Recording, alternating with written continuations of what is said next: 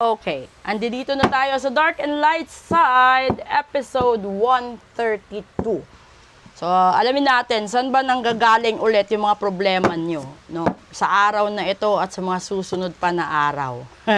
Kung kailan nyo ito mapapanood, yan yung mga ano nyo, ha? Yan yung mga warnings nyo. So, ano yan? General reading. Kung gusto nyo malaman talaga yung specific, magpa-full private reading po kayo. Okay? Una.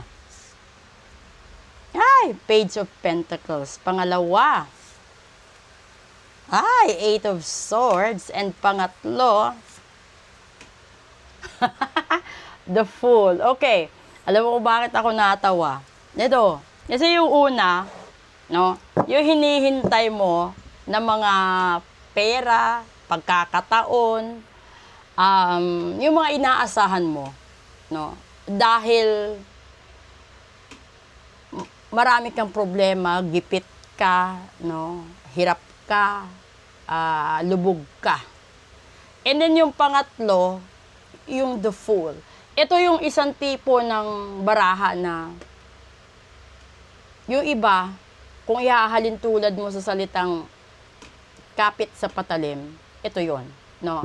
Yung iba naman, andun na sa punto na kahit labag sa kalooban nila, sige, tumalon ka, you have to take that risk. Kasi ang buong akala nila, dahil sa dami ng problema nila, dahil sa mga hindi dumating yung inaasahan nila, yun na lang yung natitirang solusyon. 'Di ba? So ngayon, tignan natin, ano ba yung mga suggestion, no, ng light side na baraha? Papaano at ano ang magiging solusyon para magkaroon naman kayo ng guide. Dito tingnan natin. Una, Three of Pentacles. Ngayon, pangalawa, this is the Eight of Wands. Pangatlo, we have the Four of Swords. Alam mo kung bakit ang ganda ng sagot niya, diba? Kasi dito sa una, namomroblema ka. So, una, yung problema mo sa pera. Masyado kang naghihintay na wala kang ginagawa.